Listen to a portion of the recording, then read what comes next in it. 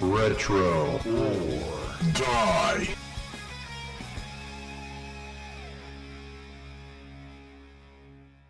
In the 1980s and the 1990s, Nintendo was the king of the video game world and had a chokehold on the market when it came to what games were allowed to be published on its system.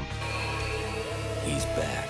All you had to do was ask. Super Mario Bros. 3 from Nintendo. Now you're playing with power. As a developer, if you wanted that shiny Nintendo gold stamp of approval on your game, it meant you needed to bend over backwards in order to meet Nintendo's demands. Nothing controversial, nothing when it came to religious overtones, and certainly nothing based in gratuitous violence or sexual content. Though there were titles that made it through having such themes, such as Bionic Commando, Castlevania 2 and 3, and Secret Agent Go-Go 13, to name a few. If you were not willing to be stifled by Nintendo's demands, there were certainly risks when it came to the potential sales of your games, due to Nintendo at the time demanding retail shops not to carry unlicensed games, even to go as far as to threaten the retail outlet to not sell official licensed Nintendo games, which was and still is an illegal practice. At the same time in the movie industry, we saw an explosion of the slasher horror film genre. Movies like Halloween, Friday the 13th, and Nightmare on Elm Street were on the rise, and becoming forever ingrained in pop culture. And it didn't take long for some of these films to get their own video games.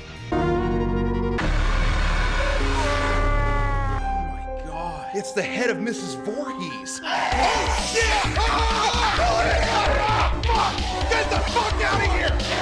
And while there were many developers making unlicensed Nintendo games in the 80s and 90s, one in particular has a notorious reputation among the retro gaming community, and that was Color Dreams. Color Dreams was founded in 1989 and was known for its bootleg Nintendo games, even though they weren't really bootlegs, just unlicensed Nintendo games, of below average to poor quality. The way Color Dreams was able to get their games to operate on the Nintendo was by programming them in such a way that they could bypass the internal lockout chip, rather than making specific add-ons such as the Aladdin Deck Enhancer. From the cartridge case design to our lockout chip, you can see it is the goal of Color Dreams to engineer around rather than challenge patented technology. The fact that Nintendo has not sued Color Dreams is perhaps your best assurance that our games are infringement-free. Eventually, the reputation of Color Dreams was tarnished by its releases of poor games, and they rebranded themselves to Bunch Games in 1990 to help hide the fact that they were still the same company putting out the same crappy games. Then in 1991, Color Dreams would form Wisdom Tree, a game developer focused on releasing Christian-based video games. Wisdom Tree is still in operation at the time of making this video. Do you ever worry that they're playing too much Nintendo? Oh, not anymore. See, Matt has Bible adventures. They're actually learning Bible stories while they're playing Nintendo. Quick, get that Bible quote before you run out of power. Bible Adventures features 3 games in 1 cartridge: Noah's Ark, Save Baby Moses, and David and Goliath. A must for every family with Nintendo. Call 1-877-BIBLE. That's 1-877-BIBLE. The ironic part of this story is there is one Color Dreams game that has seemingly been lost and fell into obscurity, and was more of a rumor when talked about rather than a matter of fact, and that was Hellraiser, an NES game based off Clive Barker's 1987 film. Frank. No. You have to hear it from your own lips. This isn't for your eyes.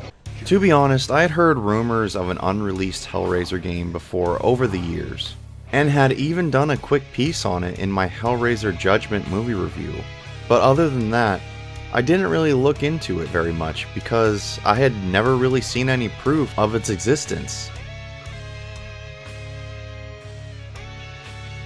That was until about a month ago, when I had picked up a copy of Video Game and Computer Entertainment magazine from 1990, the November issue. Obviously a late Halloween issue because it has Elvira the Mistress of Darkness on the front cover and seems to be horror game focused. I was thumbing through the magazine, reading all about the Elvira game that was upcoming for the Commodore Amiga, and there was a small ad. So small, you would skip right over it if you were not paying attention. And that was for the Color Dreams Hellraiser game that was set to come out on the NES, including a single screenshot of Pinhead. I was in shock. I immediately went online to see if the game had ever been found, or had in fact ever been made, and sadly, it wasn't. Jesus wept. But what was even more disheartening is the game was in stages of early development.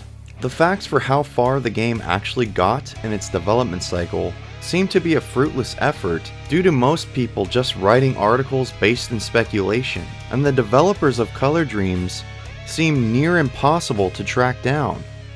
Until I came across one interview done in 2001 on the website nesworld.com with none other than Dan Lawton, one of the founders of Color Dreams. In the interview, it was confirmed that the Hellraiser game was going to not just be another horror movie based game, but do a revolutionary advancement not seen in NES games encompassed in a super cartridge. This super cartridge had an extra processor that modified the tiles in the cartridge RAM without alerting the NES processor. This allowed for enhanced graphic effects rarely seen on the NES, such as a fully animated background running without any lag. The extra processor also performed palette swapping between scans of the TV to give the illusion of extra color. Nothing like this ever had existed during the NES lifespan, and for an independent game studio to embark on such an ambitious project was an exciting concept. But sadly, due to each super cartridge costing a substantial amount more of money per unit, added with the formula of the risk of developing an unlicensed Nintendo game based off of a horror movie, and with the Super Nintendo right around the corner, the project was abandoned in the infancy of its development. A Hellraiser game on the Nintendo would have been such a cool idea, and there are videos online of what some believe to be the game, but from all the research I have done, this is not the case. Back in the 80s and 90s, many great ideas and projects for games were abandoned just like this, due to how the industry was and the lack of the modern day internet. These days, we see indie games developed for the original Nintendo still, thanks to websites like Kickstarter. And with that, I hope that if anyone who was the original developer for Color Dreams, or was associated with the abandoned Hellraiser game, sees this video and will perhaps consider finishing this game and finally releasing it with the help of the community who wants to see this super cartridge and what sights it can show us. My name's Forrest, this is Retro or Die. I'll see you on the next video. We'll tear your soul apart.